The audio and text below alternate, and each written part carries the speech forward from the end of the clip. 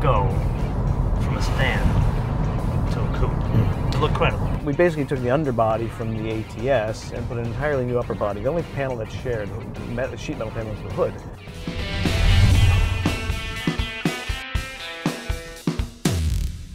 So first things first, all the goodness of the ATS has transferred over here. So you've got all of the exotic materials they use to create the platform that is the ATS, including down to the metals that have like the Swiss cheese holes in them for lightweight. So all that's here, and it's still very dynamically intact. But what's happened now is you've got a shorter car. You've got a car that's a little bit smaller, a little bit lighter, so your sharpness increases, even on the steel spring car. Let's put that aside now. The wider your track, the more stable the car is. The rear tires being wider than the front means that we have less understeer. Magic! We changed the color of the interior. It's still red on the outside, you can tell by the mirrors. Oh, I forgot to mention, the mirrors, they are the same mirrors that are on the new CTS. Gotta say they are a lot cooler. I don't really notice mirrors on cars, but this one, they're like thinner and a little sexier. This is the 4-cylinder turbo, but there's still one more important change, this little button here. That is for the magnetic ride control, so I can switch between sport and tour. It means you can do things like this, go around a corner, and be a little bit more sure-footed. It literally, the magnetic ride control transforms the vehicle. New for 2015, we also have what we call temperature compensation. As you drive the car and as you drive it more aggressively on the track or even on a windy, twisty road, the more you drive it, the more the fluid heats up. As the fluid heats up and expands, it actually provides less viscous shear force, and so that as the fluid is heating up, we actually make a correction in the damping force so that we account for that increase in temperature, and we can provide the same level of control whether it's your first lap or your last lap on the track. So Bob and I are in rural Connecticut here, and we found something we like, and I think we have to stop and check it out. Well, I've got a nose for weird old cars, weird old rusty cars, and when there's a weird old rusty Italian car anywhere in the area, my radar picks it up. And so here we are at Alfa's Unlimited, and the proprietor of this shop, I've actually bought parts from him years ago. I've never actually been here. So he's got some great stuff, and what stopped me and my tracks is this is a Lancia Fulvia. Now this is probably a Series 2 or a Series 3 car, which was built after Fiat had purchased them. But what's great about this car was really wacky. It was front wheel drive, it was a narrow angle V4, a 12-degree V, and the engine's about this long, and it basically sits behind the left-hand headlamp. Oh, you can smell the old, can't you? But these were delightful cars. You know, they won the World Rally Championship numerous times. The styling's not for everyone, but you know, it's funny is, you know, designers, we get inspired by old stuff.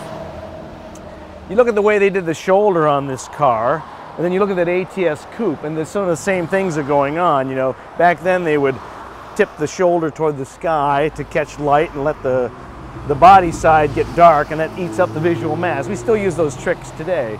There's a lot of discussion about electric power steering and how some of the vehicles don't have the natural hydraulic feel that we've come to know and love for many years. The ATS here has what we call a rack-mounted, belt-driven EPS system. The motor that provides the assist is mounted down on the steering rack. It's not on the steering column, but putting the motor down on the rack gets it furthest away from your hand wheel. It's not in your steering effort, and it's belt-driven, which means it doesn't have any back-driven forces that you feel up through the steering wheel and steering column. And so it provides assist and the fuel economy, because with electric power steering, there is no energy consumption while you're going down the road with the steering wheel straight. It only consumes energy when you're steering the wheel. They've done so much work to take weight out of the car, to make the car lighter, to make the car more pleasant to drive.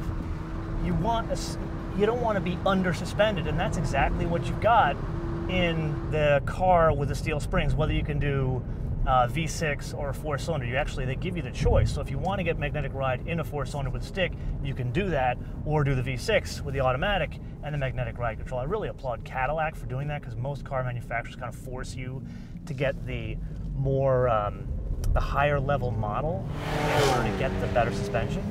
People, we have to take a break from Cadillacs for just a minute, because Okay, we never really tell you about the places we stay when we go on these trips to drive the cars when they first come out. And invariably for us, you know, the hotel could be really fancy, but we're like the last ones in and the first ones out because it takes us kind of a long time to shoot the cars. But you gotta see this room. You gotta see it.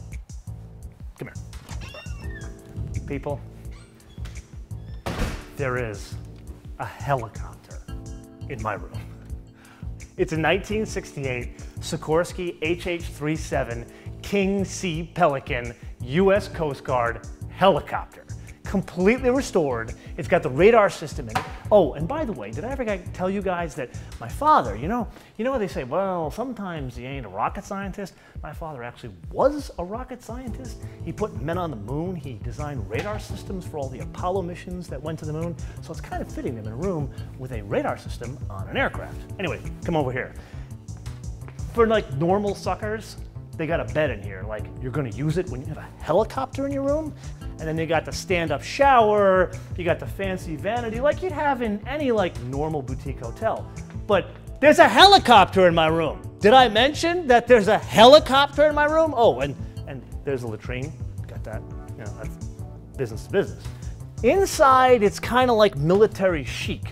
So they've kept like the insulation, all this is updated from the days when it flew. But then you even have details like where the parachutes were. And all of the electronics are still exposed from back in the day in 1968. And then of course you got your requisite mini bar here, because you know you're gonna have people that's gonna visit you, because you've got a helicopter in your room. And of course you gotta have like adult beverages. And then there is your built-in ice machine, so you don't have to go down the hall. And you know, I gotta give some props to the people who run this joint. It's called the Winvian. It is in Northwest Connecticut, Litchfield, Connecticut, which is not far from Lime Rock Racetrack. Check this out.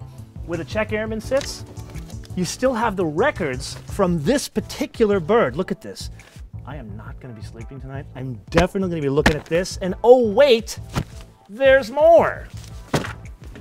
The cockpit. Check this out. If you guys follow me on Twitter and Instagram, you'd know that I tweet all sorts of crap about airplanes, especially when I blag my way into a cockpit of like a 787. So this is kind of like home to me. You can still control the rudders here. You've got your stick here, and then you can, not that the thing flies, but let's say if you actually had the blades working, you can actually get this thing in the air here. Some of these toggle switches, they still work. Like this one doesn't. I believe me, I've tried everything when I came here. All this kind of stuff is locked off. Oh, I guess this one works. Check this out. This one doesn't, but of course the important one. This is like carrying a football here. That one works. Okay, I'm gonna go back to Dave and the ATS Coupe, but oh people, did I mention I have a helicopter in my room? Suckers! The 2-liter turbo has a higher output. We're running the turbocharger to higher boost levels, and we did so and we got another 14% increase in torque.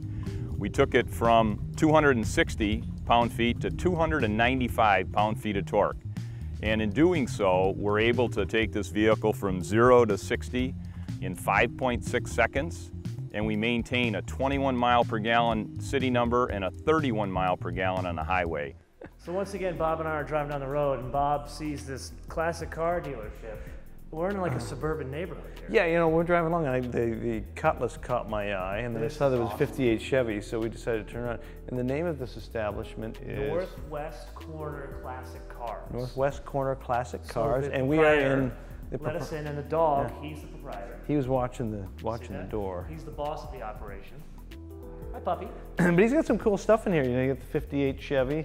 It's a Del Rey. Did you see the GS over here? Yeah, the GS, Buick GS 455. You know, all of these reflection lines, you know, these things were all done by hand back then in the clay. And I think that's what you're seeing when we talk about the Cadillac, how we get the surface more sophisticated now. It's not folded sheet metal anymore. It's all of this, these liquid reflections where the light pools, and they were masters of it back then because they took these big cars, these huge canvases, and did all these little subtle tricks, and that's what made them look so special. Aren't you glad you stopped? This is a great idea. Good eye on finding the classic car place.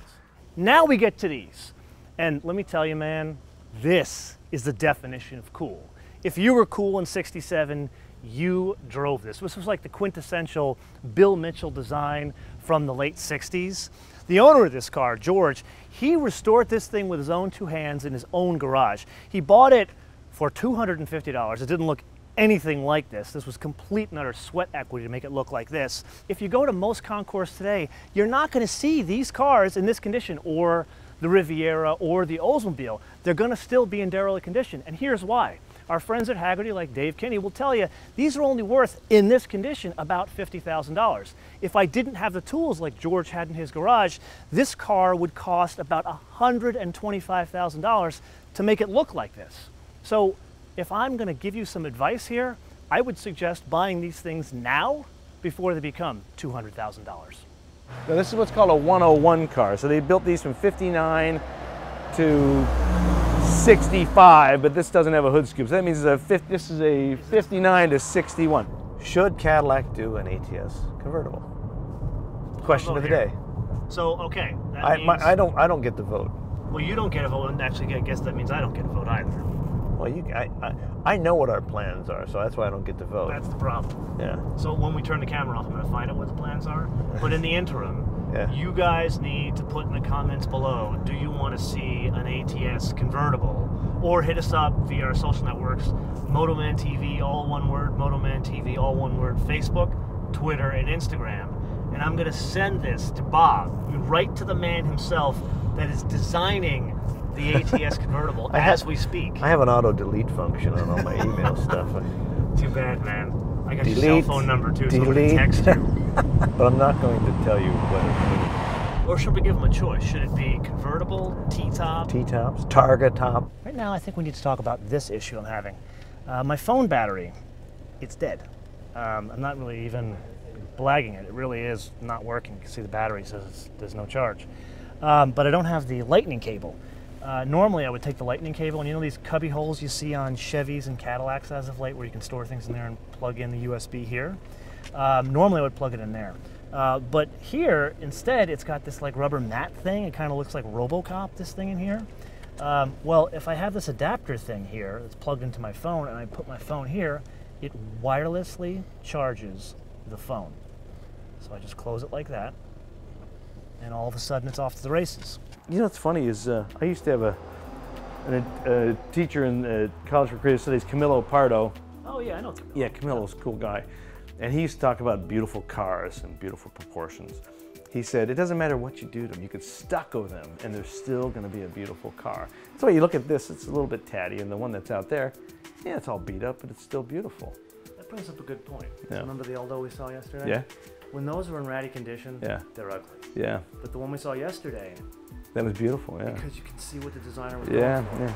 This, even literally in that condition, you don't need to envision what the designer was Yeah, I going mean, I just sit that in my yard like that. I would love to have that or big performance art. Build a hotel room around it.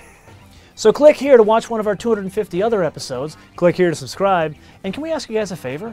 Can you watch these within the first 36 hours? Because it gets us more views, which gets us more dollars, which gets you more episodes. And of course, follow us, MotoManTV, all one word, Facebook, Twitter, and Instagram. I'll see you guys next time.